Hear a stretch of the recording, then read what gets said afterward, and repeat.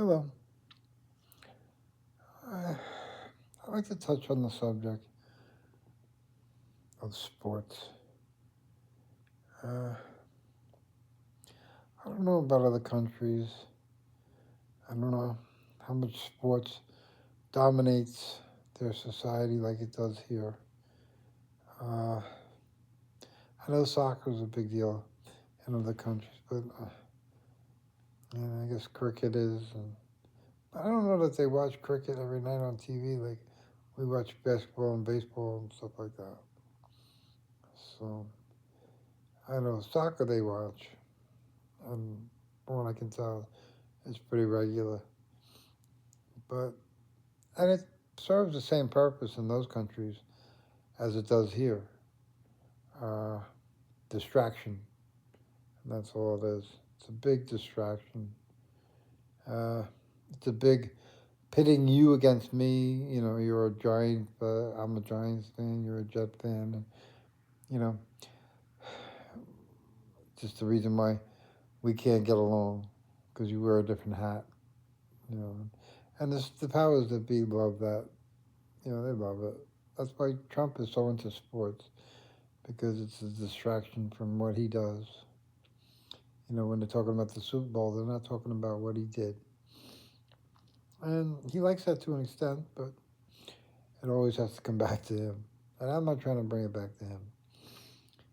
But sports in general, before Trump ever existed, have been used as let's not talk about policy, let's not talk about health care. All that stuff is boring. You know, they get tired of talking about it. The rhetoric goes round and round, and you know, we really seem like we get no. Well, we had Obamacare, we had a Affordable Care Act, and now it's basically dead. You know, so we did all that work, all that voting, all those years of torment, and all the talk of having it taken away, and it did. It was taken away, like abortion. Abortion for decades was a fight, and you know, I never thought that they would actually get rid of abortion. And they have it in every state, you know, certain states still allow it. Uh, but the ones that don't, it's very draconian. It's very like, have the baby or die, basically. You know, we don't care. And it's very barbaric. And, you know, they would say that abortion in itself is a barbaric act. And, you know, it's hard to argue that because you're ending the life of a baby. But sometimes my mother was a pediatric nurse and she worked in NICU and stuff. And, you know, sometimes babies just don't make it. You know, and miscarriage is just as much as part of childbirth as childbirth. You know, and a lot of times when that baby miscarries, it's a good thing. It's a good thing for the woman, for the mother, for the family. It's a good thing for society. Uh, the only reason that's a good thing is because the baby wasn't going to survive. And all the work and all the hours they would have put in trying to make it survive still would have had the same results. And in that sense, it's a good thing. You know, I'm not saying it's a good thing that baby is no longer here. But if it's sick, if its heart is outside its body, I mean, there are certain things that are just, there's deformities that are beyond. You know, and my niece is missing her hand, and she has like one or two fingers on her hand, and they're not normal fingers. And, you know, look, so I know it's personal. So, and I would blame a lot of that on my sister, in the sense, only in the sense that she has a lot of emotional problems. She has a lot of hate in her heart, and it came out in the kid being deformed. You know, I think a lot of your deformities are from products like that, you know, having internal hate, internal conflict, and it registers, it shows in these ways. You know, it's not always a deformed baby, but uh, mental illness, you know, um, multiple divorces, or even heart surgery. A lot of surgeries are done only because the person is mentally unstable in some way. So, and rather than a scalpel, you should try a therapist. You know, and the problem with the scalpel is it takes an hour, maybe a couple hours to do. Therapy takes years, and there's no guarantee. And you know, it's like when people get facelifts or breast enlargements. Do they really need it? It's just between their ears that they think they need it. And so many girls that get breast enlargement, especially, find out that it's the worst thing they ever did. You know, because now they got all this. They wanted the men to be attractive, but not to the extent that they get. And it makes it hard to have a committed relationship when you have all these men knocking on your door. You know, so it's not always what it's cracked up to be. And the doctors don't care. They just want your money, you know. And they'll take they'll take your money to reduce the breasts as much as they took it to enlarge them. You know, they don't care either way. It's money for them. So I don't know. I think life in general with the medical industry is it's a real crapshoot.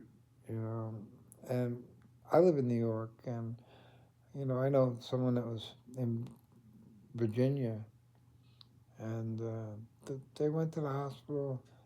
Uh, I believe they had diabetes, and they had like a sore on their foot or something. And the doctor sent them home with antibiotics. And that was it. Now, they should have been admitted to the hospital. They should have had IV antibiotics. And it should have been a very important thing because of her diabetes. So she had friends in New York. She came to New York, went to the hospital, and they amputated her leg. They amputated her foot. Because if they didn't, she would have either lost a leg or she would have died. Probably both. And the doctor here called there and talked to the doctor in Virginia and said, "Why did you do what you did?" And the doctor was like, in Virginia was like, "Oh, just put her on antibiotics and send her home. We'll deal with it." And like it was no big deal. Like who cares, you know? So medical medical situations depend on where you're located. You know, your best doctors aren't in Virginia; they're in New York. You know, because it's very hard to work in New York as a doctor, and you have to want to be a doctor in New York. And I'm not saying you can't get a bad doctor in New York. I mean, of course you can, and I've run across a few myself. But you know, it's just like with the diabetes. The doctor here sees diabetes every day, and a doctor in Virginia might see it once a week. It's a much different pool of people, and that's a problem. So, I mean, do you want the expert that sees it every time he goes to work, or somebody who's, oh, we got that today, you know? But I don't know. I don't trust the medical industry because it's with the pharmacy, the pharmaceutical companies. It's all about money. It's all about money. Um, Look at the TV. How many commercials every day are pharmaceutical commercials? It's endless. And, you know, I don't know what it is up with Ozempic, but I just noticed that Ozempic used to be on every show. Every show had an Ozempic commercial, not two or three. And now you don't see it anymore. And I wonder why. So I think there's something wrong with Ozempic. And I'm on Ozempic because I'm diabetic. You know. So that's why I'm questioning why the difference. Uh, but it could be because Norway's in a fight with Trump. I don't know. And Ozempic comes from Norway. So I just, I question everything. I never let anything go by as, oh yeah, that's why. No, not at all. And I think you can tell that. So, but with sports, they had the NFL draft just the other night, last night, and the night before that. And, with CTE, the brain damage that caused from playing football and concussions, you really got to question the future of football. And, the guy went in, was July or something, went into the, the, uh, the NFL headquarters in Manhattan, where I worked. I worked there for a little while. And tried to shoot up the NFL headquarters, but got off on the wrong floor and didn't do that. But he killed people that had nothing to do with the NFL. Then he had CTE, and he had a note saying, "Do a brain scan, check out my brain after an autopsy," and they did, and it turned out he did have CTE, but he was only 29. And I don't think it would make it right that if he was 70 that he killed the people because he had CTE, but it makes it more horrible that he's 29 and he was a football player. And, NFL, they don't care. They just want the money, you know. I think the future of NFL is going to be robots. Robots playing football. That's where we're going. It's not going to be too far in the future. Maybe 5, 10 years, you'll see your first robot playing, and that'll be the end of the human robots. But because it's all about money. They didn't build those $2 billion stadiums to make them a flower pot. They want to make money off of those stadiums. They put those stadiums there. They're charging $20 a hot dog and maybe $15, $20 for a beer, and they're there to make money, and that's it. That's all it's about.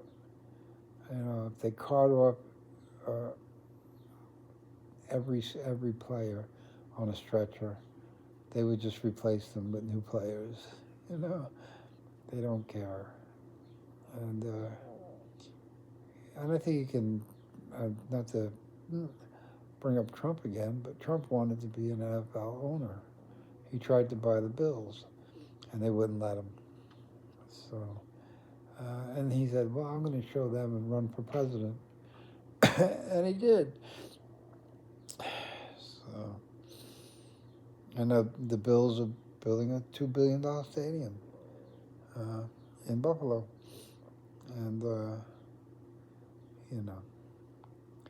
and the problem with like a Bills stadium, I don't know if they're going to put a roof on it, but make it a dome. I think they should, but I don't know if they can because the amount of snow Buffalo gets, that would be an awfully strong roof because it would collapse if not. And the problem with a stadium like that is if you're not using it for football, you really can't use it for anything else. And except for 2 months out of the year, you can have concerts. But I don't know too many bands that can fill a $2 billion stadium in Buffalo. So you have that too. It's going to be worthless except for the Buffalo Bill games And the Buffalo Bills don't play there every game. They only play the games that are scheduled for that season. So you're building a $2 billion stadium for about 7, 8 games, if you're lucky. And it doesn't seem like it's really worth it, does it? But it's a jobs program. They get a lot of people to work building that stadium and tearing down the old one and all that. So it's all money. It's all money, money, money, money. And jobs equals tax money, payroll tax, uh, permit taxes, permit fees, architects, engineers, everything. And you think because it's new, it's going to be state of the art. The electronics might pretty much probably will be state of the art. They'll probably have a charging thing at each seat or something like that so you could charge your phone or something. I wouldn't be surprised. But there was a new stadium. I don't know. I think it was Texas, and ironic it's Texas. They built a whole stadium. I think it was a college stadium, college football stadium. And they didn't put any water fountains because they wanted to sell water. They wanted to sell water. So if you have water fountains, who's going to buy water when you can just go to the water fountain, right? Well, they had a major problem. A major problem. It was a brand new stadium, no water fountains. And they couldn't sell enough water for everybody. They couldn't supply enough water for everybody in the place. And I said, it's Texas, so it's hot. And there was a major shortage of water. And they saw the downfall of their little scheme to make money. They almost lost people to dehydration. And people were collapsing and going to the hospital because they were dehydrated. So, you think now because a building is built today that it's built without flaws, it's built without mistakes. And that's just not true. So, what was that Miami building? That Miami building that just collapsed, the condo building collapsed and all those people died. It wasn't an old building. There was this building in Spain. They built 40-story building in Spain. 40 stories is a lot. But there's one thing they forgot. The elevators. They forgot to build elevators. So they got done building the building. Like, how are you going to get to the 40th floor? There's no elevator. So that's Spanish, ironic, huh? So somebody got really messed up with that one. The architect especially was probably screwed the most. So, and as you should be, no problem here. But sports is it's a money machine. It's a money game. And look, the World Cup is coming to New York this summer, and that's a fiasco beyond fiasco. People aren't coming here from other countries to see the games because of Trump. They're afraid to come here and end up in a jail cell. They're afraid of ICE because they're over there in their countries, and that's what they hear on their TVs. ICE. They hear immigrants being arrested and stuff like that, and they don't know what immigrants are being arrested. They just know immigrants are being arrested, and if they come here, they're an immigrant, so they don't want to come here. And they kind of clamped down on B&B. They didn't lax the rules so people could rent their apartments and stuff because they want the hotel business to make money because they get taxes on each hotel room pays taxes. And if you got the World Cup, that's a lot of hotel rooms. And they're jacking up the price, $150 to go from Penn Station to MetLife Stadium, which they renamed because they can't have MetLife as the name for the World Cup. It's the New Jersey Arena. So, and they're having games in, I believe, Houston. or other places in the country, and they're charging $5 for the train or $10 for the train. Here they're charging $150 for round trip. Jacking up the price, trying to make a profit, screwing everybody. You know, but are we surprised? Come on, people. Do we know better by now than to be surprised?